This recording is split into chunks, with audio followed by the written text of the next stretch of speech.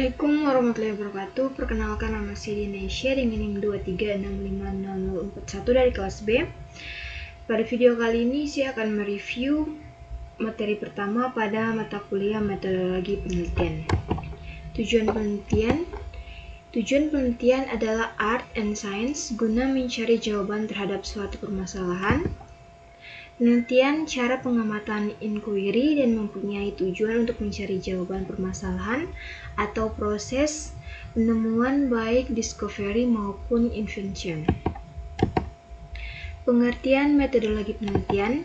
Metodologi penelitian adalah ilmu mengenai jalan yang dilewati untuk mencapai pemahaman. Metode penelitian pada dasarnya merupakan cara ilmiah untuk mendapatkan data dengan tujuan dan kegunaan tertentu. Kriteria metode ilmiah: yang pertama berdasarkan fakta, yang kedua bebas dari prasangka, yang ketiga menggunakan prinsip analisis, yang keempat menggunakan hipotesis, yang kelima menggunakan ukuran objektif, yang keenam menggunakan teknik kuantifikasi. Beberapa langkah dalam metode ilmiah: yang pertama merumuskan serta mengidentifikasikan masalah, yang kedua mengadakan studi kepustakaan, yang ketiga menentukan model untuk menguji hipotesis, yang keempat mengumpulkan data, yang kelima menyusun, menganalisis, dan memberikan interpretasi, yang keenam membuat generalisasi dan kesimpulan, yang ketujuh membuat laporan ilmiah. Asumsi dan batas dalam metode ilmiah: yang pertama terdapatnya keteraturan dan urutan, yang kedua terjadinya suatu kejadian selalu ada kaitannya dengan dan ketergantungan dengan kejadian lain yang mendahulunya, yang ketiga adanya kontinuitas dalam proses penelitian, yang keempat pengetahuan yang dapat dari penelitian harus dapat dikomunikasikan. Penelitian ilmiah adalah suatu kegiatan ilmiah untuk memperoleh pengetahuan yang benar mengenai suatu masalah, dapat berupa fakta, konsep, generalisasi, dan teori.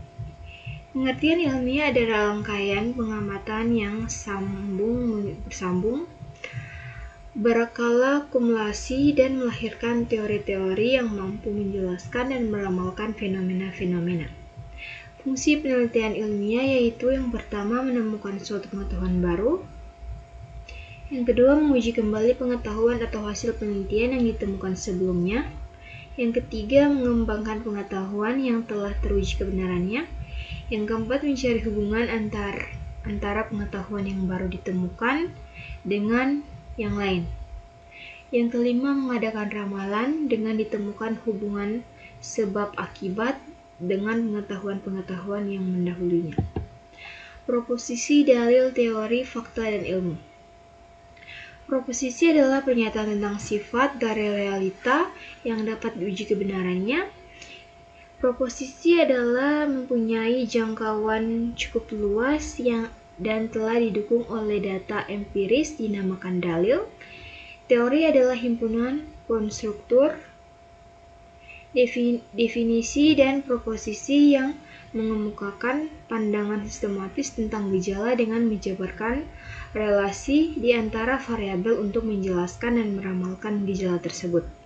Ciri-ciri teori yaitu terdiri dari proposisi-proposisi, hubungan yang terbukti di antara variabel-variabel, dan konsep-konsep dalam proposisi yang telah dibatasi pengertiannya secara jelas dan frustrasi. Pendekatan non-ilmiah. Pendekatan non-ilmiah adalah cara memperoleh pengetahuan atau memahami suatu fenomena tanpa menggunakan metode ilmiah yang biasanya tidak didasarkan pada observasi sistematif, logika yang kuat, atau pembuktian yang objektif. Ciri-ciri pendekatan non-ilmiah: yang pertama tidak sistematif, yang kedua bersifat subjektif, yang ketiga tidak dapat diuji ulang, yang keempat kurang dapat dipertanggungjawabkan. Contoh-contoh pendekatan non-ilmiah: yang pertama ada intuisi, yang kedua pengalaman pribadi, yang ketiga otoritas, yang keempat prasangka atau mitos, yang kelima coba-coba, trial and error. Fungsi-fungsi penelitian: Fungsi pengembangan ilmu pengetahuan, penelitian berperan penting dalam menemukan, memperluas, dan memperdalam teori atau konsep yang sudah ada. Fungsi pemecah masalah, penelitian digunakan untuk mencari solusi atas permasalahan tertentu, baik di bidang sosial, ekonomi, teknologi, dan pendidikan. Fungsi pengambilan keputusan, hasil penelitian sering digunakan sebagai dasar dan dalam pengambilan keputusan, baik oleh organisasi maupun pemerintah. Fungsi-fungsi penelitian yang pertama ada fungsi evaluatif, yang ketiga fungsi prediktif, yang ketiga fungsi inovasi. Elemen-elemen dari penelitian, persoalan berbagai kemungkinan jawaban, pengumpulan dan penilaian data untuk mengarahkan pilihan atas kemungkinan jawaban tersebut. Peranan penelitian yang pertama membantu memperoleh pengetahuan baru, yang kedua memperoleh jawaban atas suatu pertanyaan, yang ketiga memberikan pemikiran atas suatu masalah. Jadi fungsi penelitian membantu manusia meningkatkan kemampuan untuk menginterpretasikan fenomena-fenomena masyarakat yang kompleks dan berhubungan sehingga fenomena tersebut mampu membangun hasrat ingin tahu manusia.